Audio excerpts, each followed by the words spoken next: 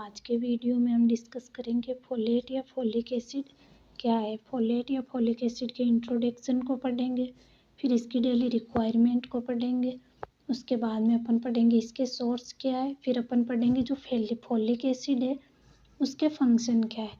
तो सबसे पहले अपन पढ़ते हैं फोलेट एसिड के इंट्रोडक्शन के बारे में।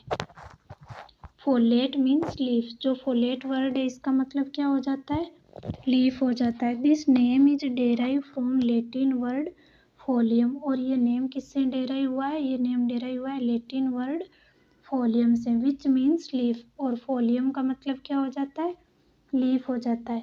The alternative name is folium and it's pharmaceutical preparation is folic acid. जो इसका अल्टरनेटिव नेम है वो तो अपन क्या बोल रहे हैं, फोलियम बोल रहे हैं, लेकिन जो इसका फार्मास्यूटिकल प्रिपरेशन होता है वो क्या हो जाता है, फोलिक एसिड हो जाता है। It was isolated in 1946। इसको कब आइसोलेटेड किया गया था, 1946 में। Folic acid occur in two forms, free folate and bound folate. जो फोलिक एसिड होता है वो दो फॉर्म्स में होता है। कौन कौन सी, ये फ्री फोलेट में भी हो सकता है और बाउंड फोलेट में भी हो सकता है। The total folate represent both the group. जो टोटल फोलेट होता है वो दोनों ग्रुप में होता है, मतलब फ्री फोलेट में भी होगा और बाउंड फोलेट में भी होगा। It is rapidly absorbed from small intestine. मैंने क्या बताया था, जितने भी विटामिन वगैरह होते हैं या फिर कोई भी चीज़ होती है वो कहाँ पर एब्जॉर्ब होती है, स्मॉल इंटेस्टाइन में एब्जॉर्ब होती है। तो ये भी कहाँ पर रेपिडली एब्जॉर्ब होगी, स्मॉल इंटेस्टाइन में। अब अपन देखते हैं इसकी डेली रिक्वायरमेंट।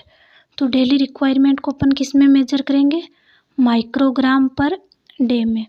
और एडल्ट्स में कितनी होती है, 200 माइक्रोग्राम पर डे होती है। प्रेगनेंसी में कितनी होती है, 500, चिल्ड्रन में 100 और लैक्टेशन में 300। अब हम देख रहे हैं जो रिक्वायरमेंट है वो प्रेगनेंसी में इंक्रीज हो रही है और लैक्टेशन में भी इंक्रीज होती है। तो कोई भी चीज़ है उसकी रिक्वायरमेंट प्रेगनेंसी और लैक्टेशन के टाइम इंक्रीज क्यों होती है, क्योंकि प्रेगनेंसी के टाइम मदर्स को भी फूड मिल रहा है और मदर के थ्रू ही किसको मिल रहा है, बच्चे को मिल रहा है। तो डेली रिक्वायरमेंट क्या हो जाएगी, इंक्रीज हो जाएगी। और लैक्टेशन के टाइम में भी इसी वजह से डेली रिक्वायरमेंट इंक्रीज हो जाती है। नेक्स्ट पढ़ते हैं, requirement are increase in the age of rapid growth. जो रिक्वायरमेंट होती है वो इंक्रीज किस टाइम हो जाती है, age of rapid growth. Rapid growth के टाइम पर it means young children and pregnancy. Pregnancy के टाइम भी क्या होता है, रैपिड ग्रोथ ही तो होती है, क्योंकि माँ के वोम के अंदर क्या बेबी की ग्रोथ होती है, तो रैपिड ग्रोथ ही होगी। Folic acid supplement during pregnancy have been found to increase the birth weight of infant and decrease the incidence of low birth weight babies. जो फोलिक एसिड सप्लीमेंट होता है ये क्या करता है, प्रेगनेंसी के टाइम पर ये इंक्रीज करता है बर्थ वेट ऑफ इन्फेंट। जो इन्फेंट का बर्थ वेट होता है उसको इंक्रीज कर देगा। तो बर्थ वेट इंक्रीज हो गया तो जो लो बर्थ वेट बेबीज होता है उनका रिस्क क्या हो जाएगा, कम हो जाएगा। इसलिए जो फोलिक एसिड होती है इसकी रिक्वायरमेंट प्रेगनेंसी के टाइम ज़्यादा हो जाती है। क्यों हो जाती है, क्योंकि ये प्रेगनेंसी के टाइम जो बेबी होता है उसके वेट को इंक्रीज करता है और लो बर्थ वेट बेबीज को जो रेशियो होता है उसको कम करता है। अब अपन देखते हैं सोर्स, मतलब फोलिक एसिड को अपन कौन कौन सी डाइट ले जिस वजह से अपन को फोलिक एसिड मिल जाए। As the name comes from Latin word folia means leaf. तो मैंने बताया था लैटिन वर्ड फोलिया का मतलब क्या हो जाता है, लीफ हो जाता है। सो ग्रीन लीफी वेजिटेबल, तो लीफ से क्या हो गया, ग्रीन लीफी वेजिटेबल। मतलब जो ग्रीन लीफी वेजिटेबल है वो क्या होगी, रिचेस्ट सोर्स होगी फोलिक एसिड का। और क्या सोर्स होती है, liver meat, egg, dairy product, fruit, cereals are good source of folic acid.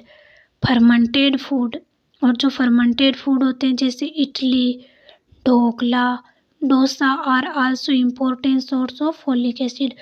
और ये भी क्या होते हैं, इम्पोर्टेंट सोर्स होते हैं किसके, फोलिक एसिड के। Some bacteria present in the intestinal tract are capable of synthesizing the vitamins। कुछ बैक्टीरिया जो अपनी इंटेस्टाइनल ट्रैक्ट के अंदर होते हैं वो क्या करते हैं, सिंथेसाइज करते हैं वाइटामिन्स का।